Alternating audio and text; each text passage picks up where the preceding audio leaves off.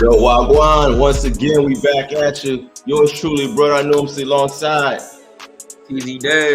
What's TZ happening? Day in the building. This is the Sports Time Zone, only sports podcast out there, bringing you two different generations of sports takes and breakdowns. Special shout out, first and foremost, and salute to all our sponsors, all the people that look out for us. Appreciate it. We already know what it is. KE Creations. Y'all do good work, good life, clothing.com. My man Gene Hennigan with the logos. Holla at them if y'all looking for any of that work. But man, oh man, we got a good show for y'all today. We're going to talk about what's left right now. The teams is left in the NBA playoffs.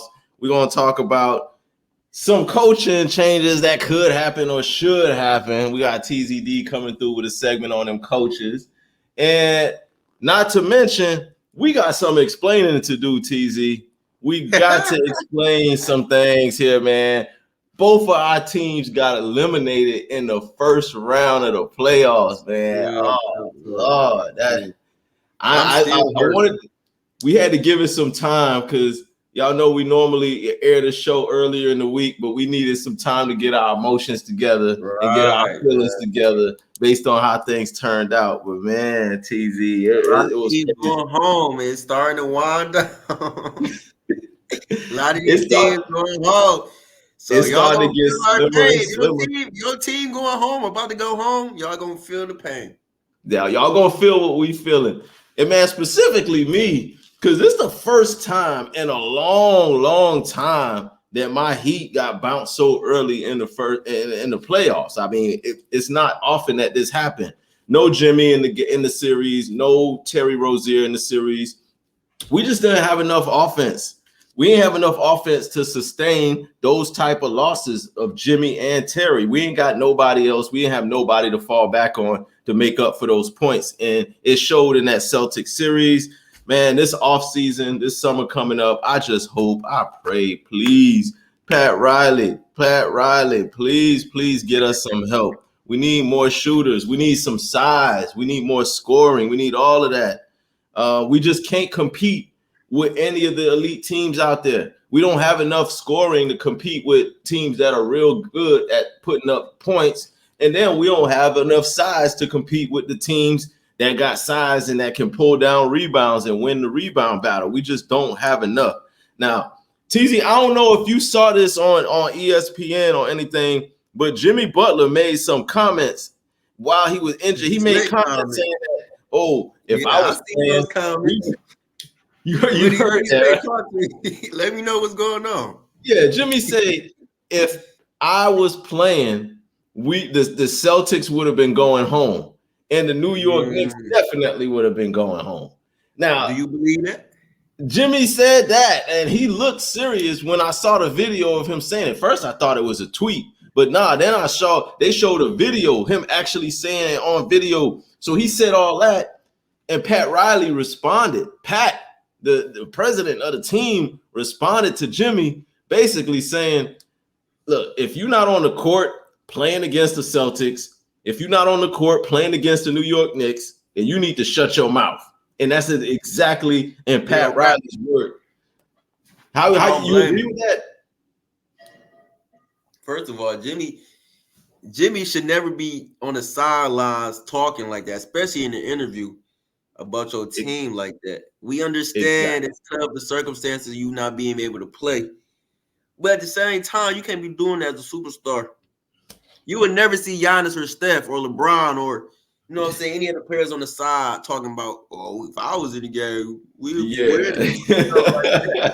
That don't look right. Sorry. Hey, you know what, Jimmy, I love you, but I'm with TZ. I got a thumbs down on that too. And I also agree with Pat Riley, man, shut your mouth. Like, if you're not out there playing, and then even when he was trolling the Celtics after we won game 2, which was the only game we won in that series, he goes online, talk about, don't let us get one. Don't let us get – like, Jimmy, come on, man. How you going to be writing checks that your team can't cash? Like, you know what I'm saying? It ain't like you out there to do nothing. But then to turn around and come and say this after the fact, it just was not a good look. I wasn't feeling that, Jimmy. Now, Jimmy does have an extension. He's eligible for a contract extension this summer, and that's coming up. But I don't know, honestly, at his age, if we should do that. I understand what Jimmy means to the team and what he does, but he's 34 years old. He's going on 35. Are we really about to extend him for like what? He wants like a 2-year or 3-year extension for like $120-something million.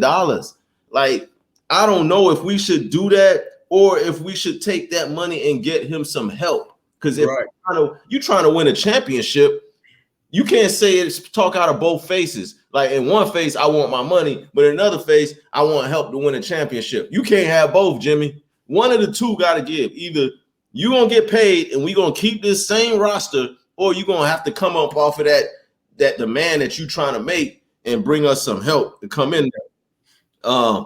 Tyler Hero is injured way too much for my liking.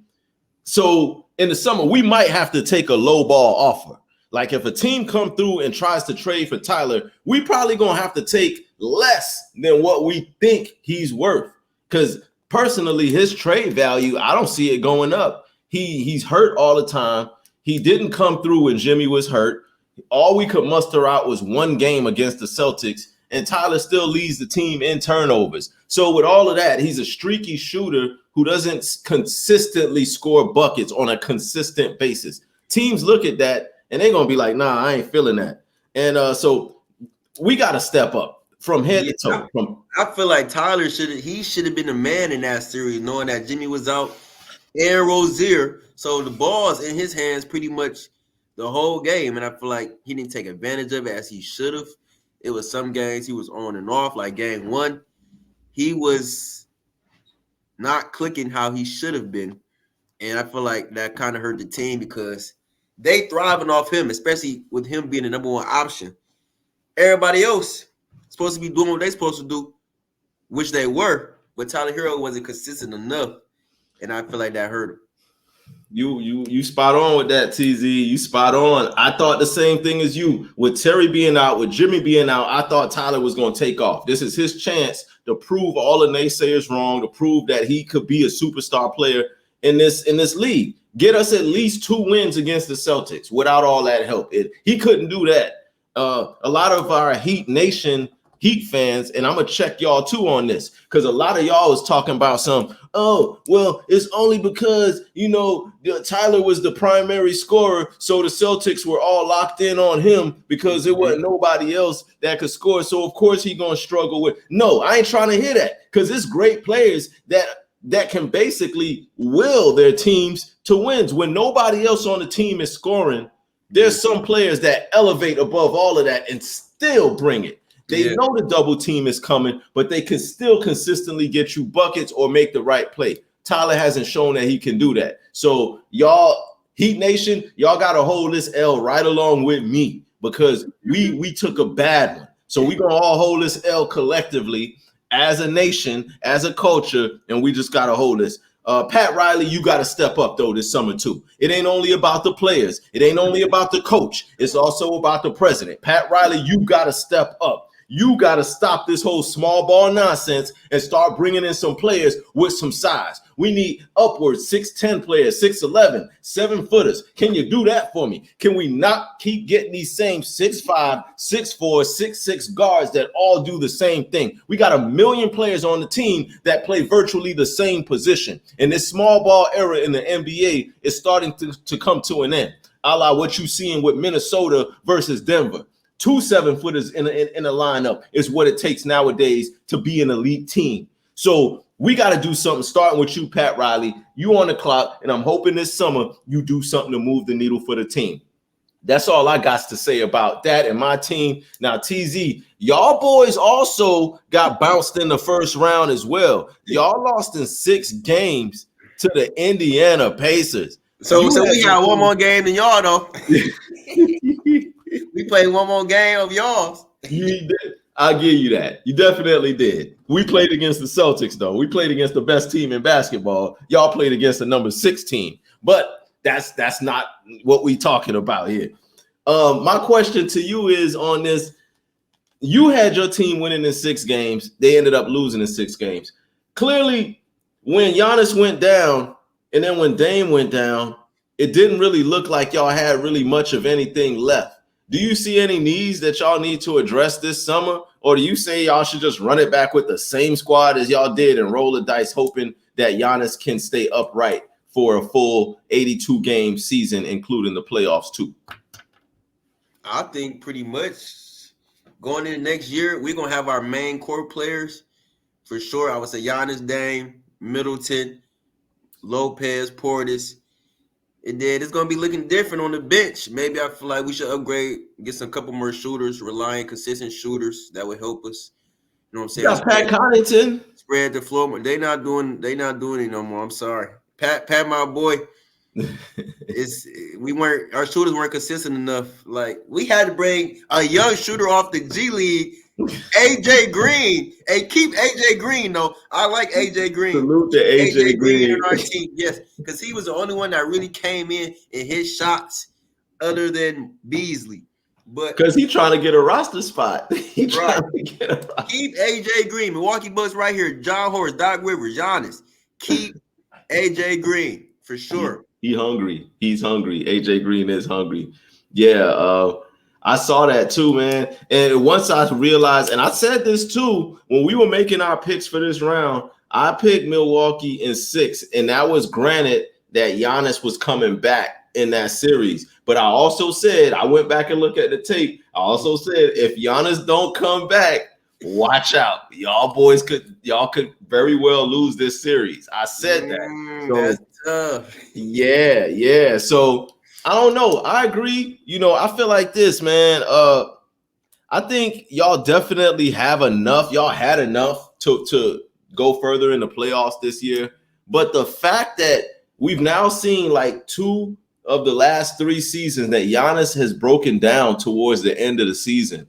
And then when the playoffs come, his availability hasn't really been there. Not since y'all won that championship, Giannis hasn't been right towards the end of either of these seasons. So I think y'all might need, and maybe Dame was the insurance policy, because Dame can get you buckets when Giannis is out, but Dame went down too. And that was something that was unforeseen, to see both Dame and Giannis out of those last couple of games there. So I'm thinking y'all might need to, I know you don't want to hear this, and I know Bucks Nation don't want to hear this, but I think honestly, y'all might need to cash out on Money Middleton and flip him for a younger, more athletic, dynamic scorer kind of a player. I know Middleton ain't old, but I don't know. He didn't show, or he didn't prove that he could take on the load once Giannis and Dame went down. So how do you feel about that? You think Chris Middleton, you think perhaps dangling Middleton out there to see if you can get some more bench help, or get, more shooters, or flip him for more scoring? You think that's the answer, or you think Middleton should just stay put where he is? I think Middleton is still going to be there. Middleton was moving his time. I know he's been hurt the last couple of years and trying to get his body right. But in the playoffs, he was fighting, man. He was doing what we asked for him to do. He dropped 40 in game 4. You know what I'm saying? Putting his heart out there, playing hard, doing it all. He did. I feel like he still got some stuff left. So I wouldn't give up on Middleton. I would keep him, especially of him and Giannis being that core, you know what I'm saying, coming up together with the Bucks. So I'm not ready to give up yet on Middleton. Okay, I feel you. But one thing we know about Giannis, when y'all lose in the playoffs this early, somebody gets tossed up out of there. Somebody is going to be the scapegoat. I don't think Doc Rivers is going to be gone. I think he's still going to be the coach. I don't think y'all going to get rid of Dame, because all y'all went through to bring Dame in. No, sir. I could see Giannis going to the front office and being like, hey, we need to do something. This is unacceptable. We cannot be losing these type of games. We cannot lose in the first round. I could see Giannis going in there with that, with that type of energy. And in the front office at that point, they're going to have to make a move, because they make a move every time Giannis goes into that office and say something, as they should. So I don't know, but we'll see what happens. I want to shout out You know what I'm saying, the greatest player in the league right now, Giannis. You know what I'm saying? Get healthy, my boy. We coming back for the championship. Get that leg right, get the gym, get that jumper right, get them free throws right. You know what I'm saying? You already know how we coming. Let's do this. Well, I don't know. Three smoke. Once Finals upon a time, MVP. yes, Giannis is the greatest player, but I think me personally, I feel like the greatest player in the league right now plays in Minnesota. And but we'll get to that in a minute Yes, anyway. sir. We're gonna talk about Ant-Man.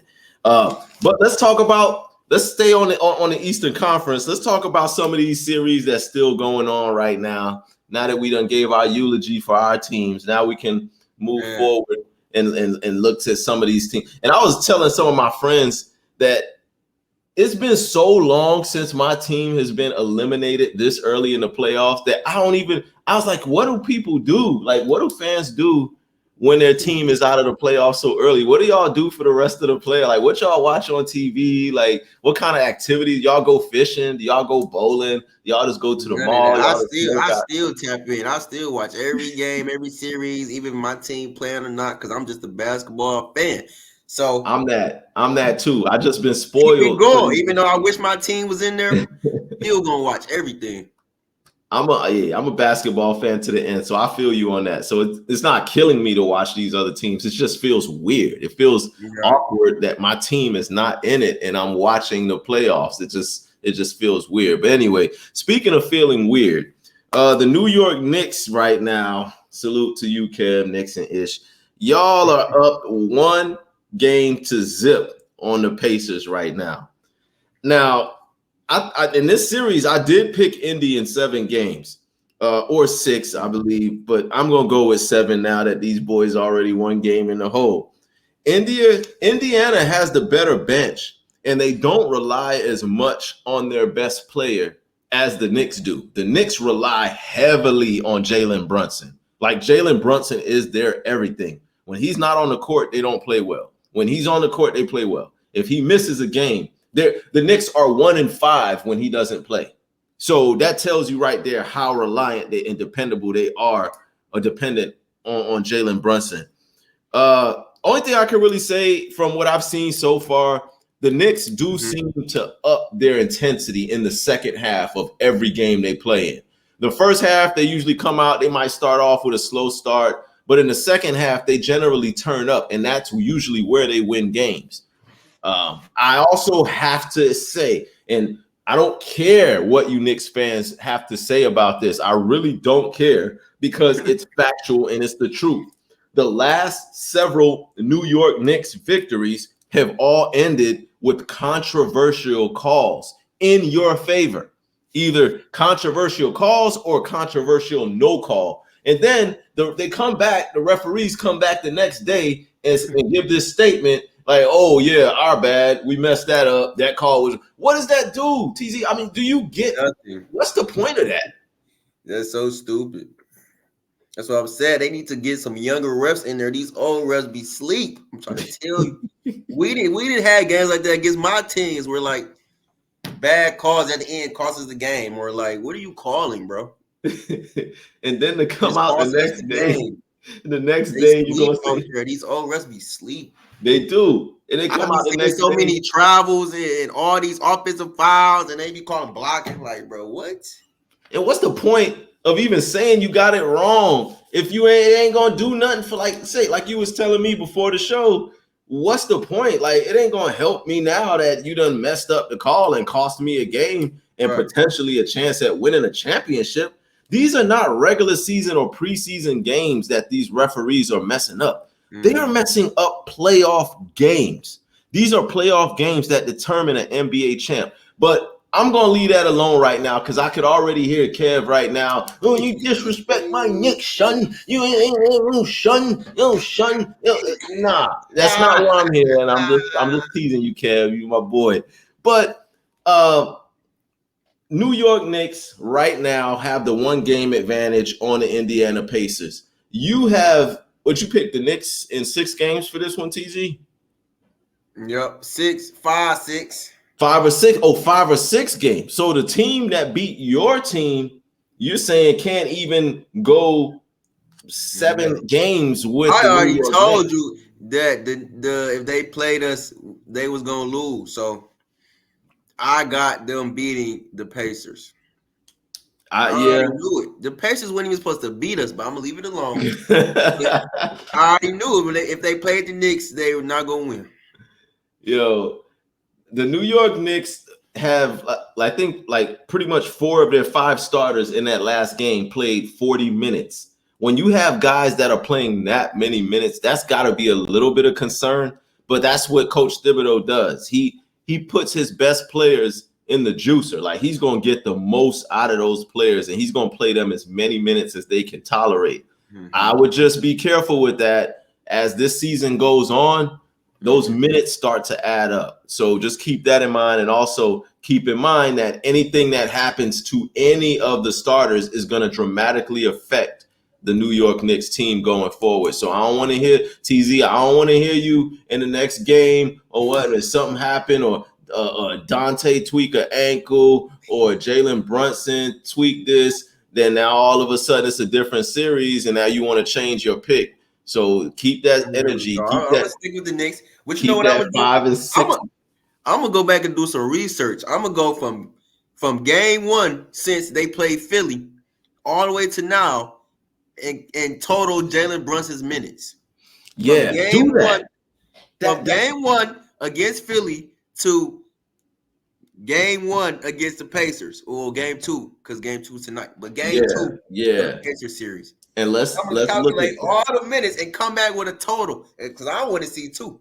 including tonight. Yeah. Right. So next week's show, y'all make sure y'all tune in, especially y'all New York Knicks fans, because we want to talk about and address these minutes that Jalen Brunson is logging. Who knows? Y'all might even see a New York Knicks fan appear right here with us next week on the show. So y'all lay around for that. If y'all got any suggestions, or if y'all know any New York Knicks fans who do want to come on and explain some of this, some of what's going on with the Knicks, y'all holla at us, hit us up, holla at us, and we duck no smoke. Anybody is welcome to come on and join, and Right. we'll Matter of definitely. fact, hit our DM on our Instagram, SportsTime_zone. You still go follow, you know what I'm saying? Go add that account. And Y'all we make can go sure y'all do that. Add that account, SportsTime_zone. Hit the DM, just like TZ Dave said. We trying to run up those followers. We're gonna get up to a certain amount of followers, and then by the next round, we want to make sure we ready to go live. So let's get them followers up, get us in a decent number, get us in the triple digits of the followers. We going live next week right there from that IG page. So make sure y'all tune in on that. The other series that's going on in the playoffs is OKC right now is up 1-0 on the Dallas Mavs. Now, I liked OKC in 5 or 6 in this series. OKC is the deeper team. And like I was telling you earlier, Luka doesn't really look that healthy right now to me. But you said he's healthy enough to get it done. But I still like OKC in 5 or 6. What do you think about this series, the OKC versus Dallas? It's intriguing because Luka's one of my, one of my favorite players to watch. And I like the team that they added and built around him, especially since the trade deadline. So yeah, I don't want to call this series yet. I want to see how this next game goes because you can't do that, TZ. You can't. it's tough. I don't know because I like OKC as well, but at the same time, I want to see how Dallas responds in game two. Response. Yeah, I So got you. it's tough right now. I think I will go OKC winning the series, but I still want to see how Dallas plays. At any given moment, Luka could have a Luka game. Like at any moment, Luka could go off. Kyrie can have a Kyrie game in any given moment. So I get your hesitancy. I get why you're hesitant and want to see a little bit more before you make your pick. But I'm gonna stand on mine. I got OKC in 5 or 6 games. If I'm wrong, I'm wrong, but I think I might have this one right. I didn't like what I saw from Luka in that last game. I didn't like the way he was moving. I didn't like just the lack of intensity that we're used to seeing from him. I don't He know didn't if shoot that's the just ball well either. yeah, exactly. I don't know if that's just a one-off situation or if that's just what it's going to be now going forward for the rest of the playoff. If that's the case, then that means Kyrie is going to have to take on a bigger load, and we'll just have to see how that turn out. But I feel like even if Kyrie does, it's not going to be enough. Like, say Kyrie have 30, okay, Luka have a bad game. They're not going to win. I don't think. it's not enough. OKC's they got more players. They're deeper. Shea could have a bad game and they still can win. And they could still win. Wow, Luka and Kyrie have a good game. That's a good point. The difference between both of them, because how the bench plays and how they come in and contribute so quick and fast. It's tough. That's a good Kyrie point. has to have a good game in order for them to just win or be in the game every game. They both have to have a good game. Like you said, both Kyrie and Luka have to have a big game. And Shea has to be a little off, I think. I think it's just too many different things have to happen for Dallas to win this series. And I got a glimpse of it in game one. But best of luck to both teams. I want to see a really good series. I would love for the series to be extended. I don't want it to be a short series like what I'm predicting it to be. I do want to see it go. So, my heart wants to see Kyrie do well. I love Kyrie. He's one of my favorite players. And Luka is slowly becoming that for me too. So let's see what Dallas can do in game two that's coming up for them. Now, the most surprising series so far to me in this second round has been the Minnesota Timberwolves being up 2-0 on the defending champion Denver Nuggets. This is a huge surprise, man. Tough. This is a tough one. Minnesota is playing elite defense. Like they are playing defense like possessed defense. These boys is doing full court traps, half court traps, 3/4 court traps. Man, they had Jamal Murray like boxed in or locked in. It looked crazy, the type of defense that they're playing. Jamal Murray has got to get it going if Denver wants a chance. He has got to get it going. He looked low-key frustrated. He looked frustrated. Think he got a tech or something for throwing something. That's why he's out there throwing. You ain't see he throwing them pads and throwing them towels at the refs because they call it some bull stuff. You know what I'm saying? He's frustrated for sure. He's definitely frustrated. That now go on when games though, Jamal. You gotta get it together. You gotta figure out what they're doing to you on defense, and the great players always figure it out. The great players figure it out. They can throw all kind of traps at you, all kind of zones, but something has to give. You either have to be quicker with your decision making to get rid of the ball quicker and find someone who can break the trap, or you just gonna have to dribble your way out of it, which is tough because Minnesota's a long team. They got length everywhere, just like Dallas does. Just like Denver does. They can match the size. As a matter of fact, I think Minnesota looks a little bit bigger than Denver, which I didn't think was possible because Denver is a pretty big team. But Minnesota does have the size to compete with Denver. They're up 2-0 right now on Denver. And the story to me has been the coming out party of Ant-Man Edwards.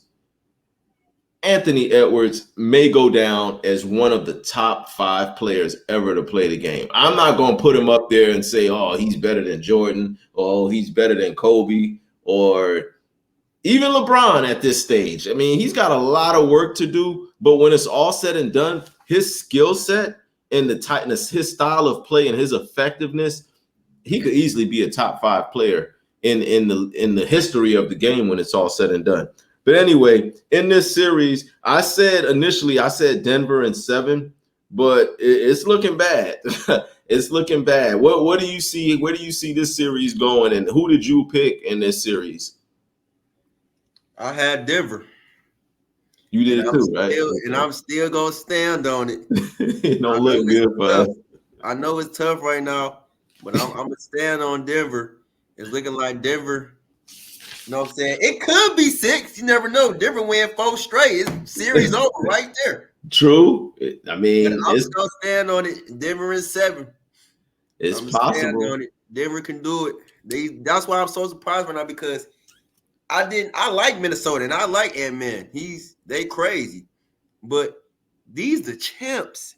Yeah. And it's just crazy how they just really just got demolished. They got mollywopped in game one. And At then, home. At home in that's my Denver. point. In Denver. They not even in Minnesota. That's my point. They're at home and they got mollywopped on their home court. That does not happen to Denver. You don't see that happen to them. So one thing's for sure, they can't afford to lose no more home games. Now they going on the road into a hostile environment. And Reese was here last week. Shout out to you, Reese. Reese lives in Minnesota. And he said everywhere you go in the state, they're all about the Timberwolves this year. Everybody feels like this is their year. This is their year. This is their year. They're going to do something. So that arena, was it the Target Center? Is that where they play in Minnesota? Wherever they play in Minnesota, whatever arena that is, it's going to be rocking. And Denver is going to have a hard time.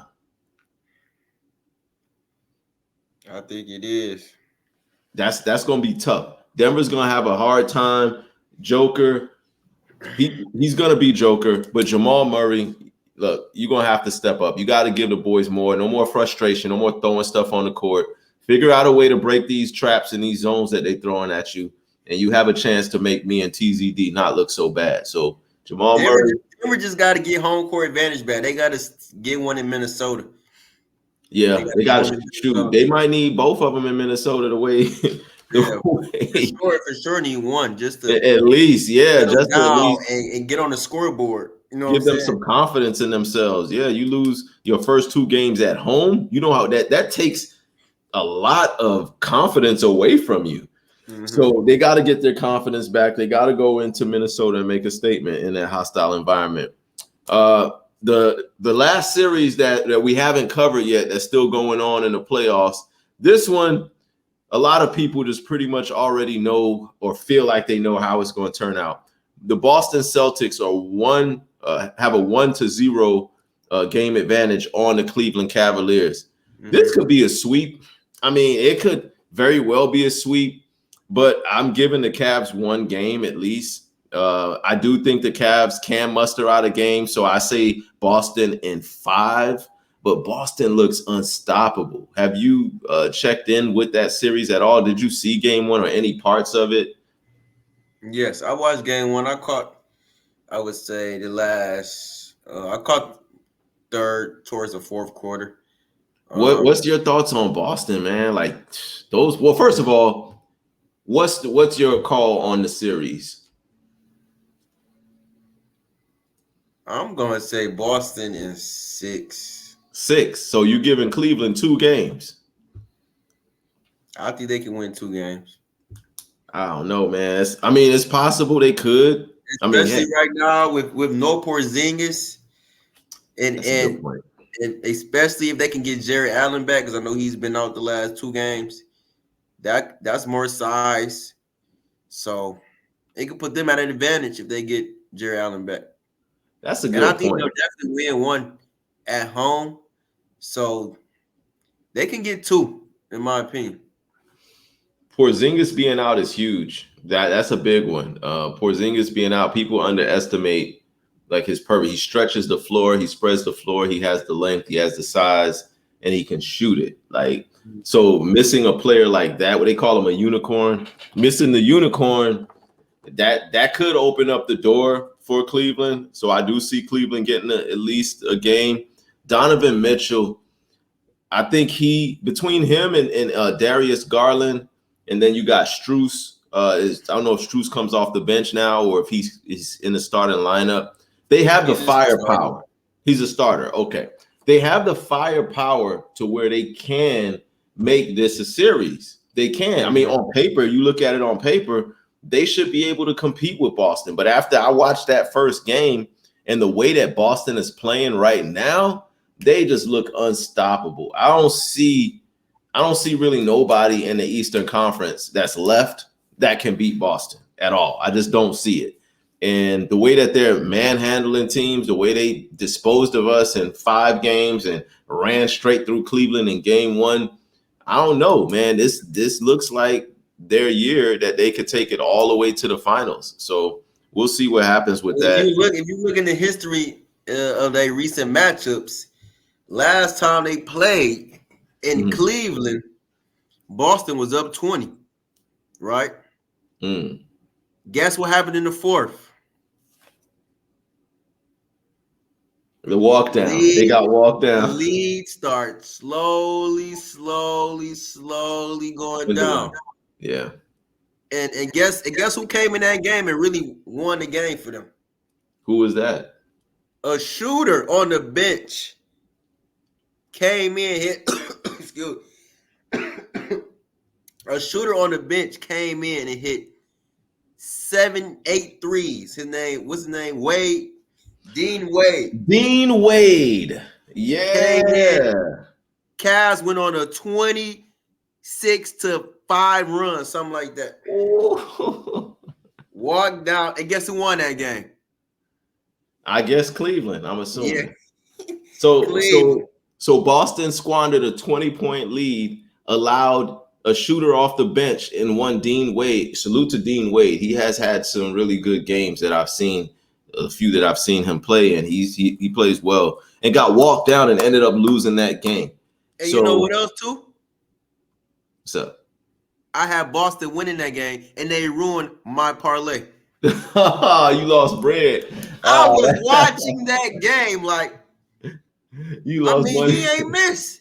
I'm like, y'all just gonna leave him open, huh? Ain't nobody step up. He hit 3 after 3, like.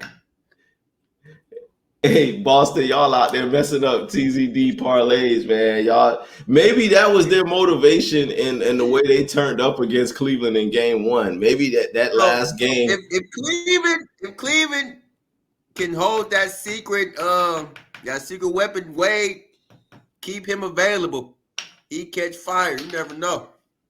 Well, shoot. Based on what you're saying, if Cleveland can still game 2 in Boston and then go back tied up, they also have a pretty raucous crowd up there in Quicken Loans Arena. Those Cleveland fans, they get at you. they get at you. They loud in Cleveland, all right? They loud. Yeah, don't sleep on that Cleveland crowd, man. People sleep on Cleveland fans, period, because they haven't had much success, all around when it comes to just sports in general. But those fans are some of the most intense fans that I've come across. So salute to Cleveland. We'll see what happens with the end of this, or with game 2, and see how it looks going into Cleveland for game 3. So y'all make sure y'all drop your comments. Hit us in the DMs also on SportsTime_Zone on IG. Make sure you add the page as well and let us know how you feel about these picks. What y'all feeling? What y'all thinking? Drop it in the comment section right here on YouTube also. We want to know what's up. We definitely want to know. What y'all see going on? Let us definitely know. Now, this next segment that we have is a special segment dedicated to all of the coaches in the NBA that's on the hot seat. Them coaches that have been making questionable decisions, been taking L's where they shouldn't have, where they're underachieving. My man TZD put together a special list and a special segment just for y'all. This segment is called Deuces Coach. Yes. Deuces Coach. Which of these coaches are on the hot seat? TZD is live with the report. Talk to the people, TZ, and let them know what your assessment of these coaches are. I'm gonna just go over the list. I got 5 coaches right now, just off the fact that they gotta go. Deuces, like, it's time. Let me start. Number 1, Mike Brown of the Sacramento Kings. Mike Brown, I'm sorry, but it might be time. Y'all went 46-36 this year. Play-in elimination, ain't even make the playoffs.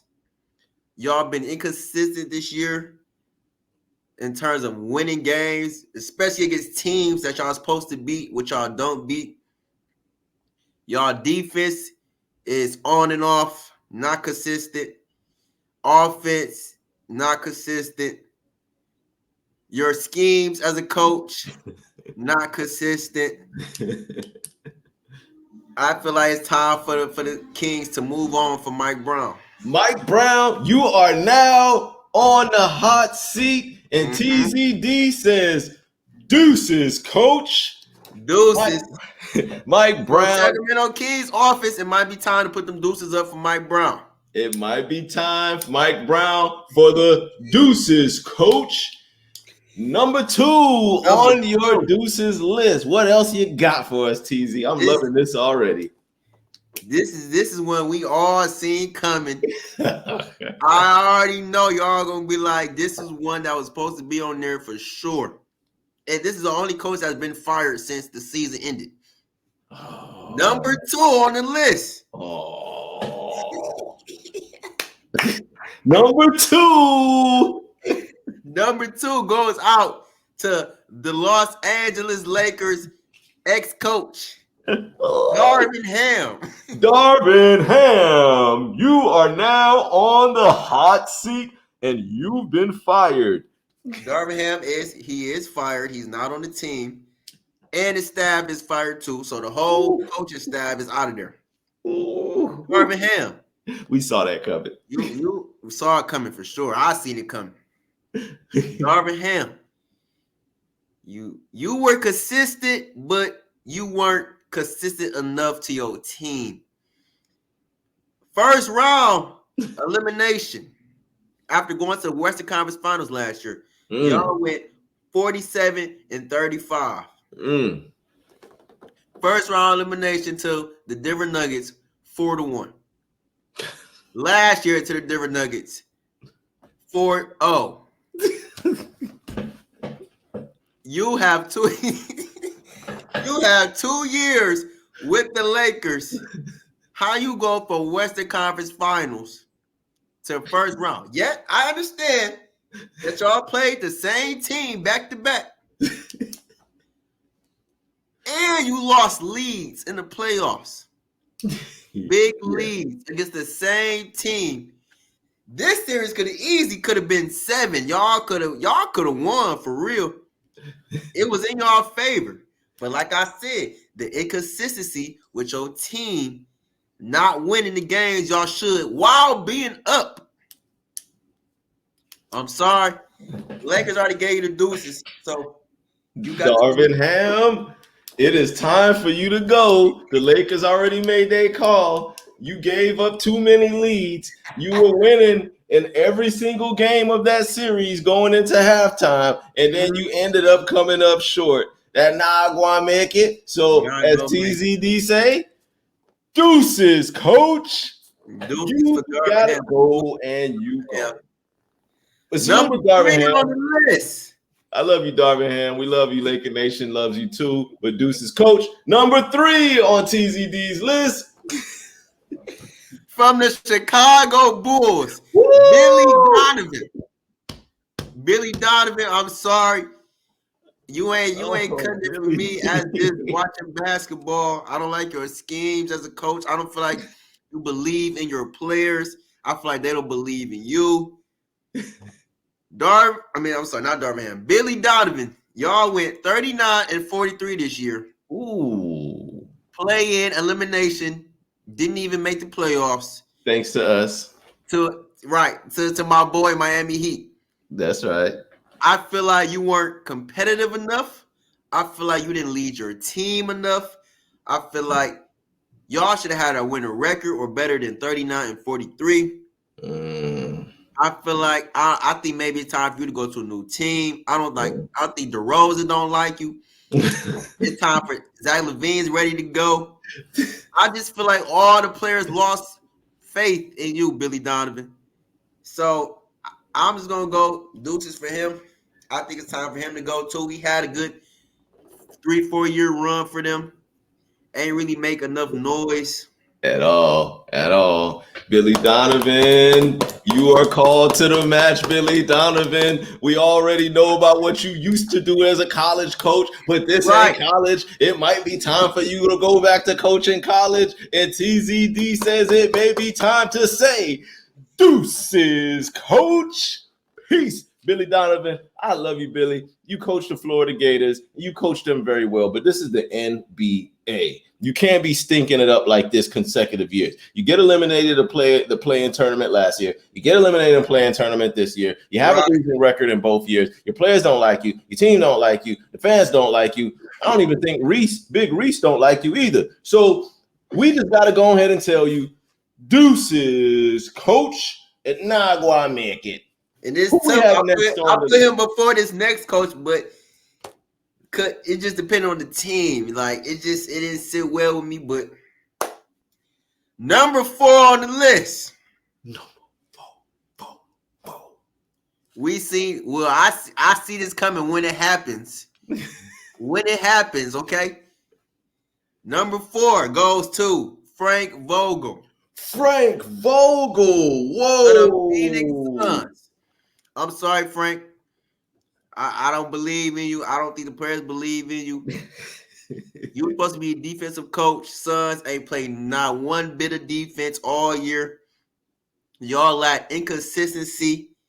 You have 3 of the best players in the league, and you can't get a game. That's one thing, too.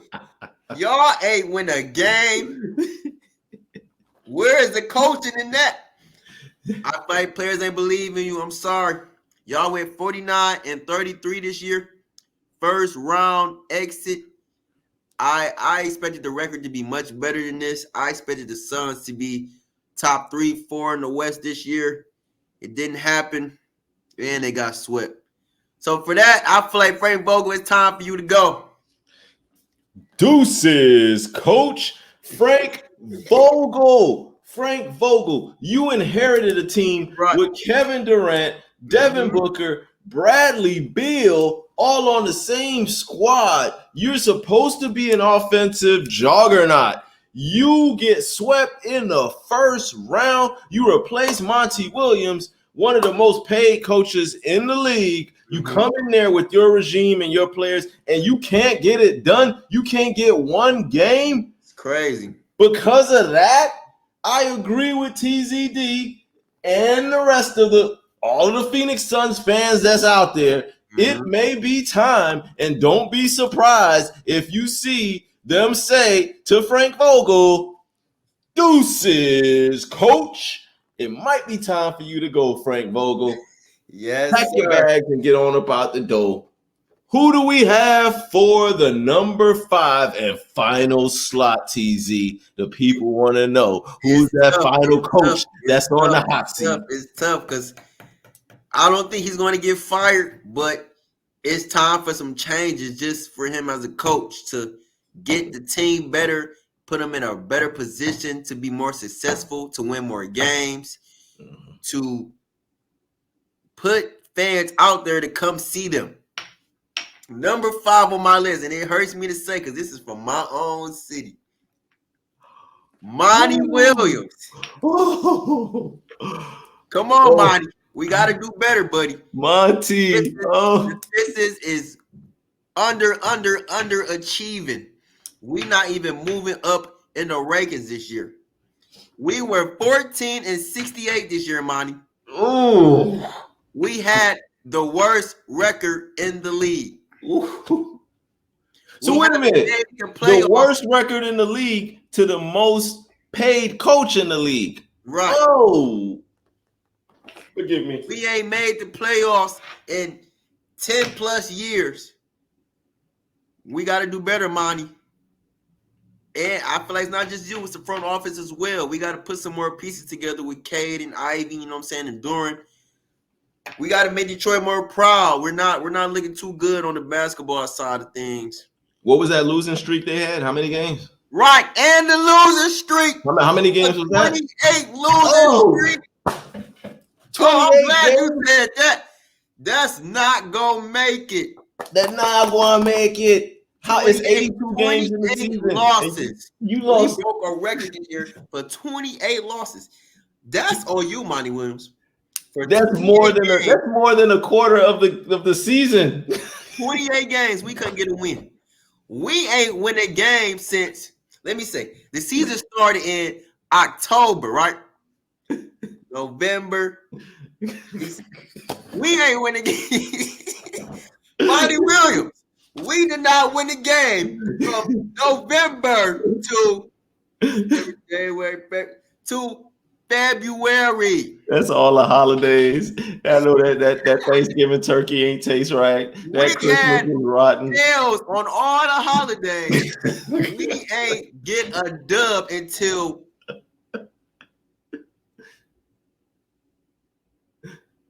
if it was February, it's probably because it was Valentine's Day and the other team was probably focused on their wifeys. They get a dub till January, February. That's horrible. Of this year. That's horrible. The season started in October of last year. Of 2023. We didn't win until 2024. Next month after 2023. That's horrible. Oh, man. We got to do better. We got to do better. You can't have my city out here looking like this. Oh, Monty. It pains me to put you on the list. It's not Deuce's time yet. I didn't think you was going to do it. If you don't get it together for our city, Monty, this could be short and lived. 2-year run. Put up the Deuces if you don't do nothing for us this year. Monty Williams, you got that big contract. You came into Detroit. The boys went like 2 or 3 months without a win. You broke the record for the most losses consecutively in a season. The team don't seem like they responding to you. Mm-hmm. The fan base don't seem like they responding to you. I hate to say this because I like you, Monty. I like your coaching style. I like what you represent. But based on those numbers and what TZ Dave just said, it might be right around the corner at some point that the front office calls you in and says, hey, Monty, Deuces, coach. Again, all my coaches on the Deuces list. Frank Vogel, Monty Williams, Darvin Ham, Billy Donovan, and Mike Brown. Those are the coaches.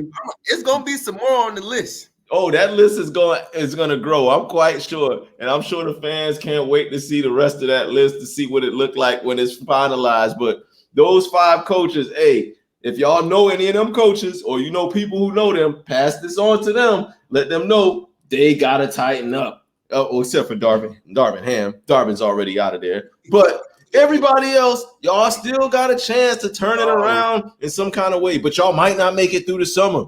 So if y'all don't make it through the summer, remember you heard it here first, and TZ was the first person to tell y'all Deuces coach. Yes, man, sir. Hey, that was a fire segment. I can't wait to see the rest of that list. I can't wait to see the rest of that list at all. Right now, special salute again to TZ Dave with that. Right now, we're gonna get to my favorite time of the show as we're winding down here, getting close to closing time. The history moment of the week. History moment of the week. I got a couple of things for you today, TZ. First, this piece of history I know you don't know nothing about because it's before my time, before your time. It was before mostly everybody's time who was on here watching the time zone. But on this very day, what is it? Today is May the 8th. On this day, May the 8th, but way back in 1967, superstar Hall of Fame, multi-time heavyweight boxing champion Muhammad Ali on this very day was indicted. That's right. He was indicted by the feds for refusing to join the U.S. Army. They tried to draft Muhammad Ali and force him to fight in that war overseas and I don't know if it was Japan or if it was Hiroshima, wherever it was. I ain't that old, but wherever it was, Muhammad Ali said, no, I'm refusing to fight in the war. And they indicted that man and locked him up and put him in jail.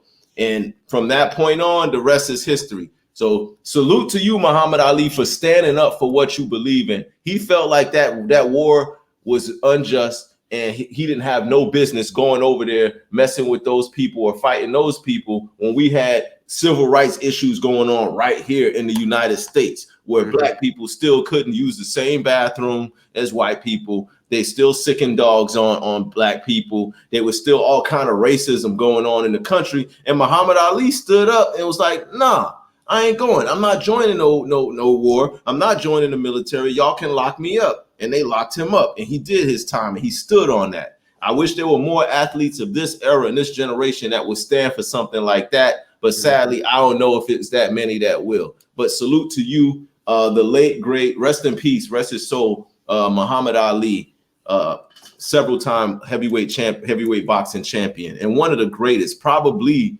in a lot of people's eyes, the greatest heavyweight boxer of all time. Or as he said, I'm the greatest fighter of all time. I do know that's how he used to talk. So salute to everybody who watched Muhammad Ali play. Those who don't know about him, make sure y'all hit up Google and Google Muhammad Ali and see some of his hand work and how he was in the ring. He had hands. He was one of the best ever. So boys on there. Also on this very day, but this is not so long ago. This was in 2019. On this very day in 2019, your Milwaukee Bucks, led by Giannis Middleton and Eric Bledsoe, beat the Boston Celtics 116-91 in the Eastern Conference semifinals to beat the Celtics in 5 games. Y'all beat them 4-1 led by Giannis Middleton and Eric Bledsoe on that team. I know Eric Bledsoe, he hasn't been on the squad for quite some time now, but that was a really good, that was I think the first that we were seeing that Giannis was going to be something special. He was going to be something special. That was one of the thing is, Giannis was 2 wins away from his first finals in that year. In that year, he sure was. He was right there. He was right there. So bad. We was up 2-0.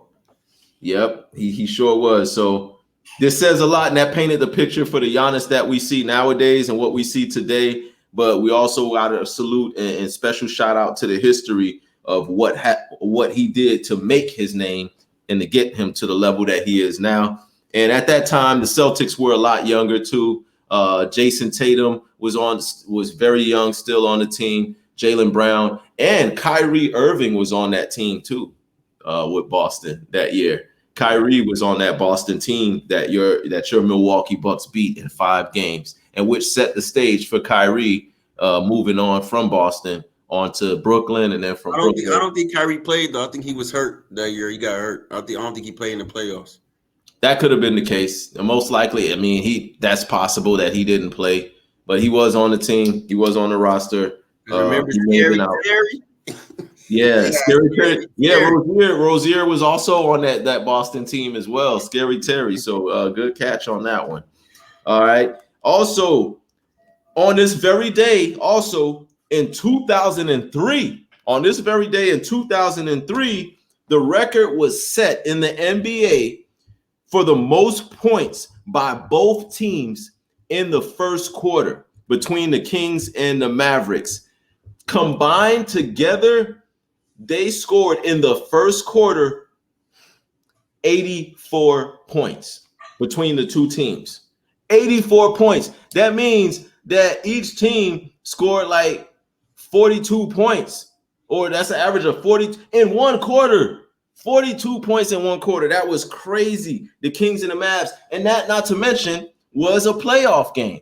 So that's not only the record for a playoff combination of two teams in one quarter, but that's also the record for the NBA in general, period. No two teams have totaled 84 points in one quarter other than those two teams, the Sacramento Kings and the Dallas Mavs of 2003. I got to go back and look and check the rosters to see who was on those squads, but that's impressive. That's crazy numbers. That's crazy numbers. Salute to the Kings and the Mavs I from wonder 2000. if the teams were just hitting shots or nobody was playing defense for them to get them high points. There you go. And we give y'all some homework too. All the viewers, y'all go ahead and Google those numbers. Y'all see who was playing, who was on the teams, and y'all drop it in the comments and give us some players that stand out to y'all from that game from 2003 on this very day between the Kings and the Mavs. So that was it. That was our history moments. We gave y'all a couple of different history moments like we always do every single week. Now we will go into our 2-minute drill real quick. My Miami Dolphins have signed Odell Beckham Jr. to the squad. I do see this helping our wide receiver core. I see this boosting us up a lot. How do you see this Odell Beckham move to the Dolphins? I like it. I ain't gonna speak too much on it because football season is still a couple months away. Team getting ready. Still gonna be more moves made. But I like it for Miami. I like it's another threat for Tua. I agree with you. I think that's another threat for Tua. I also think, like you said, there's a lot more moves that's going to be made. We still got a lot of work to do on our defensive front. We did draft a really good linebacker. We drafted Chop from Penn State. So he's a really good outside rusher. So that's good for us. But Odell Beckham still got it. Last I saw him with the Baltimore Ravens, he was still looking good. He didn't get as many targets as I would have liked in that last game that he played in, but he still looked good. He still got hands. He can still get off the line of scrimmage. He can still run routes. Odell Beckham is still going to demand attention from the defense. So I'm looking forward to it. You can't really double team Tyreek Hill no more. You can't really double team Waddle no more. You can't double team nobody. So somebody's going to eat on a consistent basis in that offense. So I'm excited about the move and I'm looking forward to it. Also, sticking with football, your Kansas City Chiefs wide receiver Rashee Rice, I think I'm saying it right. Rashee Rice is a suspect in an alleged assault at a Dallas nightclub. He was at a Dallas nightclub a couple of nights ago or sometime over the weekend, last weekend. And apparently but him and somebody else got into a scuffle. That other person got rushed to the hospital with some injuries to his face and basically snitched on Rashee saying that, yep, it was him. He did it.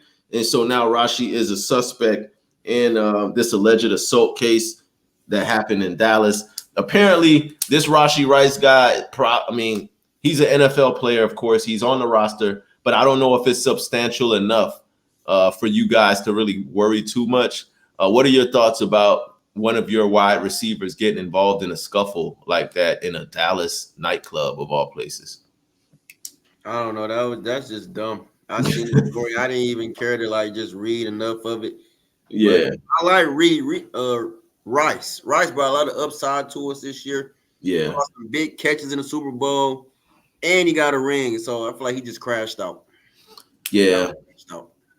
I agree with you. I mean, I want to see the brother successful. I don't wish nothing bad on anybody. I hope he gets the right legal representation, the right attorneys on his side or something like that. Hope he learns from this mistake and he can go straight and narrow. You don't want to squander your future. You don't want to jeopardize what's all in front of you based on one night of getting tipsy and somebody say something to you and you got to put hands on them and all that. You know, it was foolish. It was dumb. He's a young guy. I hope he learned from it, and I hope he's able to move on from that because we want to see you successful, and we don't need another brother locked up. Definitely don't want that. So salute to you, and we hope the best, and we wish the best. One more thing. I'm sorry. This just in.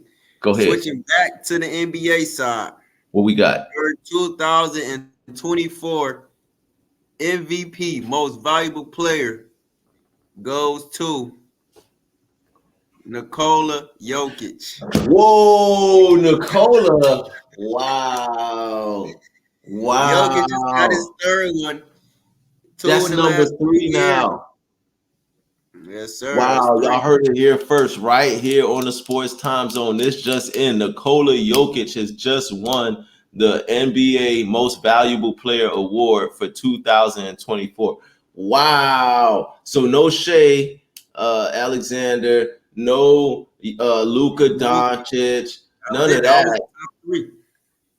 No Ant-Man Edwards. This went to Nikola. Well, I can't say that I didn't see it coming. I saw it coming. They've been kind of propping Nikola up all year. Now he's down 2 games to zip against Minnesota. So this is like his little consolation prize. But he probably don't even care about the MVP, honestly. Especially if them boys get tossed in round 2 of the playoffs. So but yeah, anyway, still salute to you, Nikola Jokic. You deserve it. You are the most valuable player. This is now your 3rd MVP award trophy. And you put the league on notice once again. This is, again, a big man's league. For so many years, it was a guards league. It's a guards league. But it's now slowly turning back into a big man league. And we can thank Nikola Jokic for that. Joel Embiid won the MVP also. Was it last year? Yep. Joel won it last year. The year before that was Nikola. And now it's Nikola again. So 3 years in a row, we've had centers, big men, as MVPs of the league. So it looks like the league is starting to turn back the hands of time. But that is all we got for y'all today. We definitely appreciate the love. Sure. Make sure you like, share, subscribe, hit that like button. Follow our Instagram, SportsTime_Zone. Still. Y'all still do that and show love, and we appreciate all of the love that everybody's been showing us. We appreciate the support. We will be right back at y'all again next week to go over and review the rest of the NBA playoffs, see how we look at some of our picks that we got now, and then we'll discuss this a little bit more. But from yours truly, brother Noomsi, and my man's TZ Dave in the building. Salute. Yes, sir.